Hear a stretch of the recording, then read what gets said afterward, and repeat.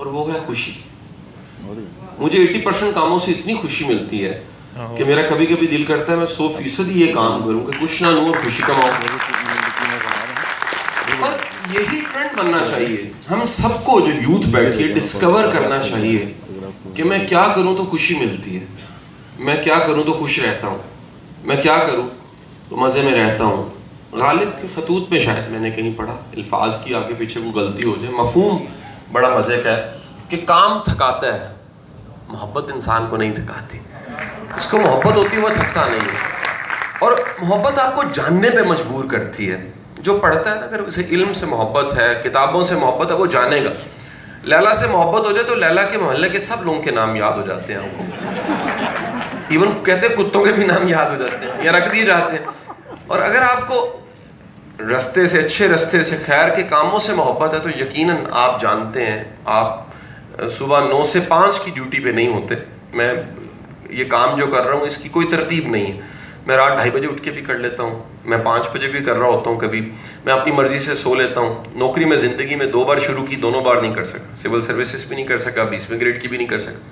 سو کہیں مجھے پتہ لگا کہ یہ بے روزگاری اچھی ہے, اس سے مجھے بڑا عشق ہے, اس آزادی سے بڑا عشق ہے. جہاں دل کیا گدال کندھے سے اتاری, کنواں کھودا اور پانی کسی کے پینے کی اسے اجازت دی اور آگے چل پڑے. درخت لگایا اور درخت لگانے کے بعد پانی دیا, آگے چل پڑے اور دعا مانگ لی کہ اس کی چھاؤں میں کوئی بیٹھے گا, یاد کرے گا. ہمیں یہ جو نظریات ہیں کہ پیشن پروفیشن ایک ہونا چاہیے, شوق کے کام کرنے چاہیے, کام سے صرف پیسے نہیں ملتے, کام سے خوشی بھی ملتی ہے, کام سے سیٹسفیکشن بھی ملتی ہے, کام سے کنٹریبیوشن کی سینس پڑتی ہے کہ آپ نے کچھ حصہ ڈالا, آپ نے کہیں نہ کہیں کنٹریبیوٹ کیا, آپ نے کہیں. میں مختلف اداروں میں پڑھاتا ہوں تو کئی طرح کے ایکسپوجر اور مشاہدے ہیں. موٹر پہ پولیس والوں کو پڑھاتا ہوں تو میں جاتے ہی وعدہ لیتا ہوں ان سے. میں کہتا ہوں جی آج میں تمہیں پڑھاؤں گا اور تم مجھے یقیناً استاد کہو گے. پہلے تو وعدہ لے رہا ہوں کہ اگر میں پکڑا جاؤں تو میرا چلان کرنا ہے. بڑے حیران ہوتے ہیں, وہ کہتے ہیں جی آپ کیسے پروفیسر. میں کہ لیکن اگلی بات بھی بتا رہا ہوں کہ رانا ثناء اللہ پکڑا جائے تو ڈبل چلان کرنا ہے. کیونکہ وجہ یہ ہے کہ بھائی جتنا بندہ عہدے میں بڑا ہوتا ہے, علم میں بڑا ہوتا ہے, اس کا جرم بھی بڑا ہوتا ہے, اس کی غلطی بھی بڑی ہوتی ہے.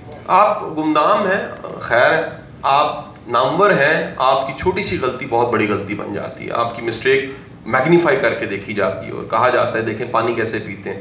میں ایک صاحب کو ملا, وہ بزنس مین تھے, بلنیئر تھے. ہماری کو کنسلٹنسی تھی, پرل کنٹیننٹ لاہور میں بیٹھے ہوئے تھے. ان کے جو ساتھ ان کا اسکواڈ تھا, بندے تھے, وہ پوری پلٹون تھی, ساتھ میں موو کر رہے تھے. انہوں نے, میں نے دیکھا کہ ان کا جو کوٹ پینٹ تھا وہ دنیا کا مہنگا ترین کوٹ پینٹ انہوں نے پہنا ہوا تھا. گھڑی تھی, میں نے, مجھے اندازہ لگ گیا کہ کم از کم 3 ملین روپیز کی گھڑی ہے. گاہے بگاہے ان کے جو پروٹوکول کے لڑکے تھے, آفیسرز تھے, بندے تھے, وہ ان سے پوچھتے تھے باس آپ ٹھیک ہیں. وہ پانی تھوڑا سا پی لیتے تھے, بوتل بدل دی جاتی تھی. میں حیران ہوا. لیکن ایک اور کمال بھی انہوں نے کیا. تھوڑی دیر کے بعد جب چائے آئی تو انہوں نے ایک ایسی زبردست چھینک ماری جس سے نہ صرف چائے, اور میں بھی اس سے متاثر ہو گیا. مجھے پتہ لگا کہ بندہ دنیا کا ارب پتی بھی ہو جائے, تہذیب میں صفر ہو تو وہ صفر ہی ہو جاتا ہے. آپ سب کا شکریہ ادا کروں گا. پاکستان زندہ باد. میری ٹرین بھی ہے, ٹرین بھی ہے. اس کام میں اللہ کتنا آپ کو بنا دیتا ہے, برکت آپ کی زندگی میں شامل کر دیتا ہے. اس سے اچھا پروفیشن کوئی نہیں. اور صاحب نے بڑی خوبصورت بات کی کہ اس پیشے کو بڑی ضرورت ہے اچھے لوگوں کی. ٹیچرز ہونے بڑے ضروری ہیں, موٹیویٹرز ہونے بڑے ضروری ہیں. یہ کام موٹیویشن کا, میں BZU میں تھا, انہوں نے کہا جی موٹیویشن اسپیکر کی کیا ضرورت ہے. میں کہا جب اس قوم میں کروڑوں کی تعداد میں ڈی موٹیویشنل اسپیکر آفیشیل بیٹھے ہوں اور کوئی دیکھے نہ دیکھے, شبیر تو دیکھے گا, وہ دیکھتا رہے, تو بھائی کیا بنے گا.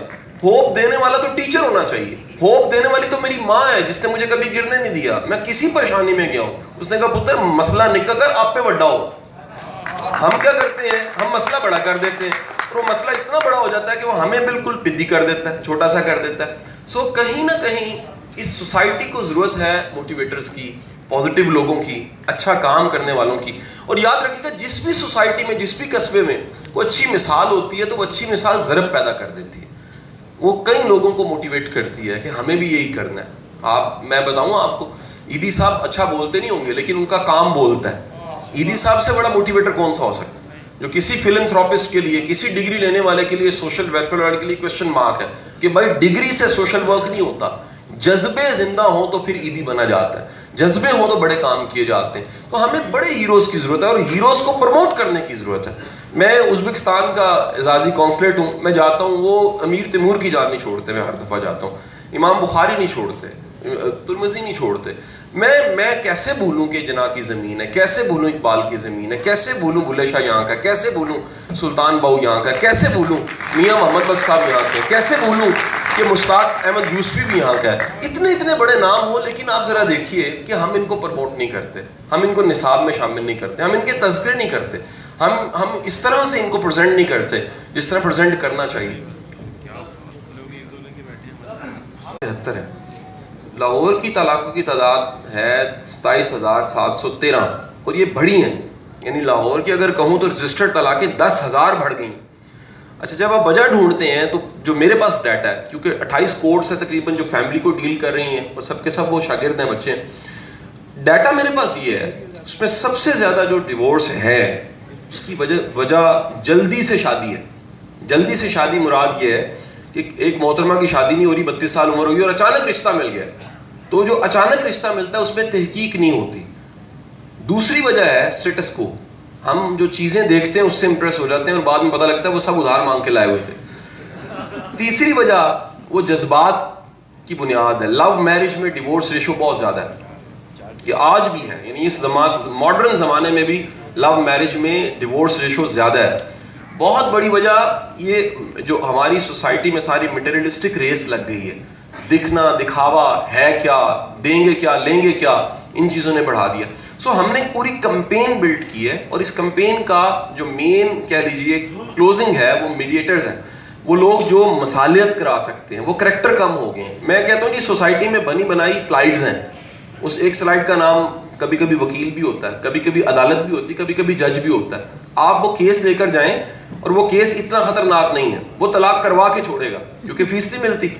جب تک آپ نہ لکھیں کسی محترمہ کے کاغذوں کی طرف سے کہ یہ اس کا ہسبینڈ نشہ بھی کرتا ہے, جوا بھی کھیلتا ہے, سب برائیاں اس میں ہیں, تب تک وہ کوئی اچھا کیس نہیں بنتا. سو بنے بنائے فارمیٹ پہ اتنے ظلم ہو رہے ہیں, جبکہ اصلاح, قاضی صاحب یہ میں کوٹ کرنا چاہوں گا, اصلاح اور صلح کروانا اتنا بڑا ثواب کا کام ہے. اس پہ ممبر کم بولتا ہے, تبلیغ پہ بولتا ہے, جہاد پہ بولتا ہے, صدقہ دینا چاہیے اس پہ بولتا ہے. صلح کروانا کتنی بڑی نیکی ہے آپ سوچ نہیں سکتے. اور صلح کروانے کے بعد اگلی بات کو بتا دوں کہ وہ فیملی جو سیپریٹ ہوتی ہے, ان بچوں کے ذرا سماجی اور نفسیاتی ان کی زندگیاں دیکھ لیجئے. ان بچوں کے جس طرح کچھ لوگوں وبا آتی ہے تو ان پہ اثر زیادہ کرتی ہے, بیماری کا اثر زیادہ ہوتا ہے.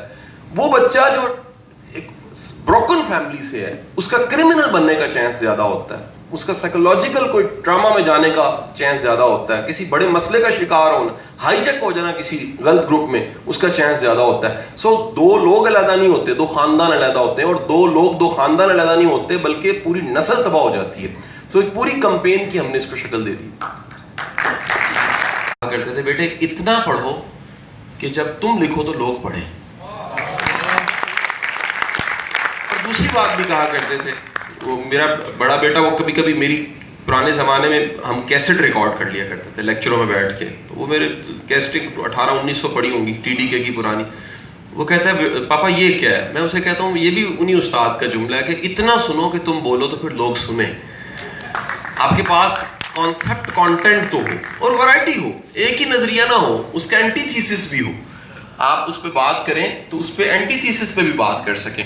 میری زندگی میں سب سے خوبصورت واقعہ وہ بچپن کی وہ کہانی ہے جس میں لکھا تھا کہ ایک بادشاہ, ایک فائٹر بادشاہ, وہ لڑتے لڑتے ہارتا ہے, غار میں پناہ لیتا ہے, اور ایک چونٹی جو بار بار کوشش کر رہی ہوتی ہے اس کو تحریک دے دیتی ہے, اس کو یہ کہتی ہے, چیلنج کرتی ہے اس کی کوشش کہ اگر میں چونٹی ہو کے ہار نہیں مان رہی تو تم تو انسان ہو, تمہیں بھی ہار نہیں ماننی چاہیے.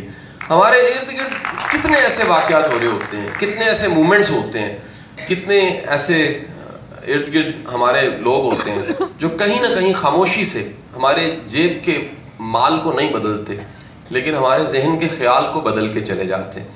ہمیں ڈھونڈنا چاہیے کہ ہمیں امید کہاں سے مل رہی ہے, خیر کی امید کہاں سے مل رہی ہے. ایک جگہ سے میرے ڈرائیور نے مجھے پک نہیں کیا تو میں نے اوبر کرا لی. اوبر میں بیٹھا تو وہ صاحب کہنے لگے آپ کیا کرتے ہیں؟ میں کہا میں آپ جب ٹیکسی سے اتروں گا آپ کو بتا دوں گا. جب میرا گھر آ گیا بندہ بڑا خوش تھا, ہوپ میں تھا, اس کے چہرے کی شکنیں کم تھیں اور وہ بڑا مزے میں تھا. کہتا صاحب آپ نے بتایا نہیں. میں نے کہا یہ بتاؤ کہ آج پورے دن میں مسکراہٹ کب زیادہ ہوئی؟ کہتا آپ کو بٹھانے سے. میں کہا میں یہی کرتا ہوں, میرا یہی کام ہے, میں ٹینشن تھوڑی سی کم کر دیتا ہوں, خوشی بڑھا دیتا ہوں. ہم نے فکریں بڑی اٹھائی ہوئی ہیں, اتنی فکریں اٹھانے کی ضرورت نہیں ہے. آپ مرنے لگیں کہ اگر 1 کروڑ کم بھی ہوگا تو خیر ہے. آج ہمیں بڑی فکر ہے کہ اگر ایٹم بم چل گیا تو کیا ہوگا. میں گارنٹی سے کہتا ہوں ہم میں سے کوئی بھی نہیں ہوگا, ٹینشن نہیں لینے کی.